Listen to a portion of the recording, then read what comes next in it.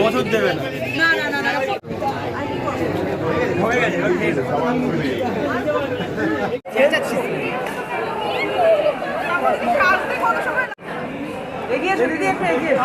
একবার এদিকে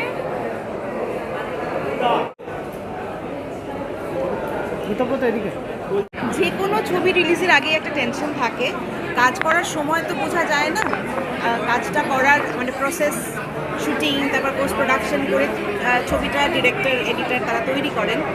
এবার পরীক্ষার আজকে পরীক্ষা আমরা দিয়ে দিয়েছি, আজকে রেজাল্ট বেরোবে, আর রেজাল্ট তো বার করবেন দর্শক। তাদের কেমন লাগছে, তারা কেমন হল করিয়ে দেখতে আসছেন, তার উপরেই ডিপেন্ড করবে আমাদের ছবির সাকসেস। কাজেই দর্শকদের বলবো যে আপনারা আসুন, এসে ছবিটা দেখুন, দেখে আমাদের জানান কেমন লাগে।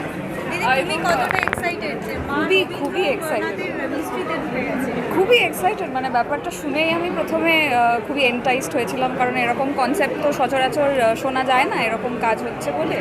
এবং এই যে বললো যে পরীক্ষার রেজাল্ট বেরোচ্ছে, ওই জন্য সাথে এসেছি রেজাল্ট। হ্যাঁ, এক্স্যাক্টলি।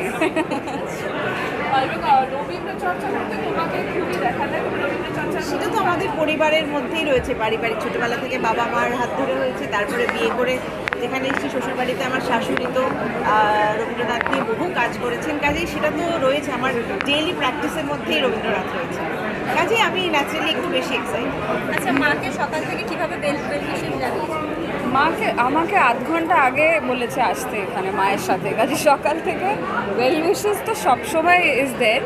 প্লাস যে কোনো ছবি বানাতে গেলে, যে কোনো কাজ করতে গেলে সেখানে একটা গোটা টিমের প্রচণ্ড একটা খাটনি যায়। তো hopefully their labour of love will attract a lot of people. সবাই এসছে, তোমরাও এসছো, তোমরাও দেখো। অবশ্যই বলবো ছবিটা, আমাদের ছবিটা অনেকদিন আগে শুটিং হয়েছিল, এতদিন পর রিলিজ হয়েছে। খুবই অপেক্ষায় ছিলাম যে এই ছবিটি কবে রিলিজ হবে। আমাকে অনেকেই জিজ্ঞেস করেছে, কারণ রবীন্দ্রনাথ তো বাঙালির জীবনে ওতপ্রোতভাবে জড়িত, আর রবীন্দ্রনাথকে নিয়ে রহস্য, সেটা জানার জন্য আমার মনে হয় দর্শকের হলে আসা উচিত। আজকে রিলিজ করে গেছে, তো তোমরাও সবাইকে বলো, আমার মনে হচ্ছে ভালো লাগবে দর্শকের। আজকে একটা অন্য ধরনের লুকে দেখা যাচ্ছে, লুকটা নিয়ে আমার ক্রেডিট গোজ টু আমার টিম, আমার মানে স্টাইলিস্ট কিয়ারা, আমার মেকআপ আর্টিস্ট রনি, শনটাই হেয়ারে আছে, তো ওরাই আমাকে সাজিয়েছে। থ্যাঙ্কস টু দেম, আজকের স্পেশাল দিনের জন্য স্পেশাল সাজ। আমার ক্যারেক্টারের নাম হিয়া সেন। হিয়া সেন একজন রবীন্দ্রসঙ্গীত শিল্পী। এবার সে কীভাবে এই গল্পের সাথে জড়িয়ে যাচ্ছে আর তার জীবনের কি রহস্য আছে, সেটার জন্য হলে যেতে হবে। দেখো, আজকে অনেক দিন পরে ছবিটা তৈরি হয়েছে, তারপরে অনেক দিন পর ছবিটা রিলিজ হচ্ছে। তো আসলে কিন্তু আজকে আমিও দেখব, কিন্তু হ্যাঁ, এটা গোয়েন্দা লেখক, তার থেকেও বড় কথা এখানে আরও বড় লেখক আছেন রবীন্দ্রনাথ, এবং রবীন্দ্রনাথ রহস্য, ইতিহাস, গল্প এমন করে যাতায়াত করেছে, এটা ভীষণ একটা অভিনব এক্সপিরিয়েন্স বলে আমার মনে হয়।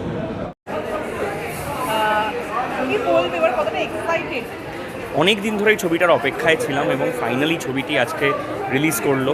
বহু মানুষ বহুবার করে ছবিটি দেখেছেন, আমাদের ইন্ডাস্ট্রির বন্ধুবান্ধবরা, এবং প্রত্যেকেরই খুব ভালো লেগেছে। বিশেষ করে ইফি গোয়াতে এটা বিভিন্ন পুরস্কারের জন্য মনোনীত হয়েছিল।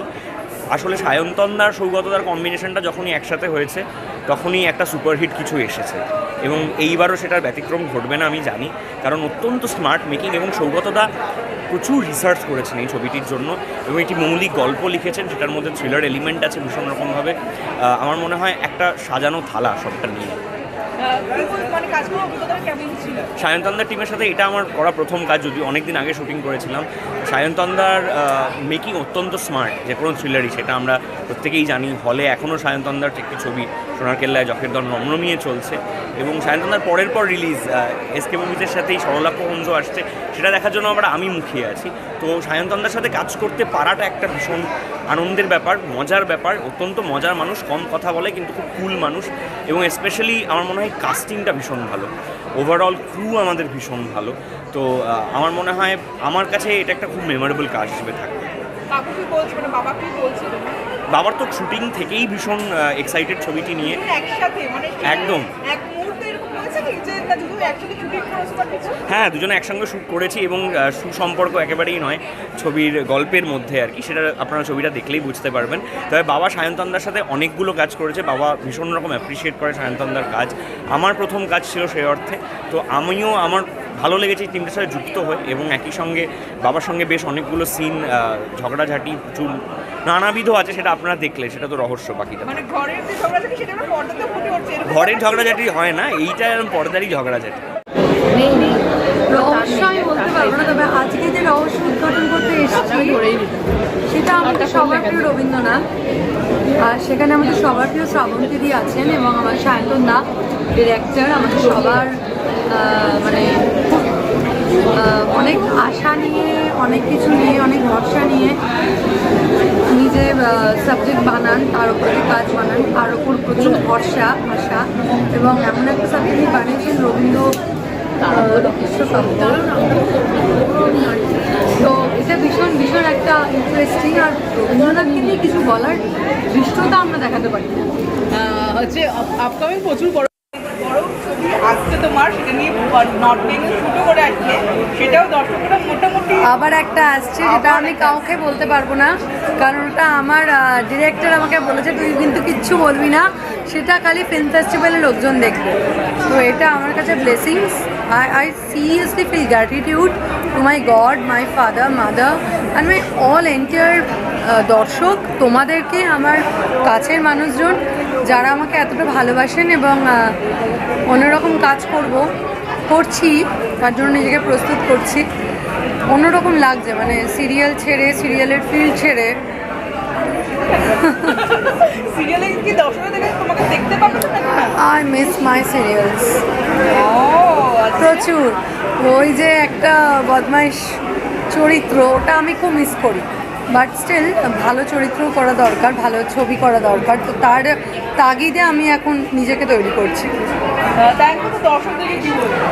দর্শকদের একটা কথাই বলবো, ভালো ভালো ছবি হচ্ছে বাংলাতে, আপনারা দেখুন, আপনারা পাশে থাকুন, আপনারা ছাড়া আমরা কিছুই নয়, আপনাদের জন্যই আমরা আছি, সো পাশে থাকুন।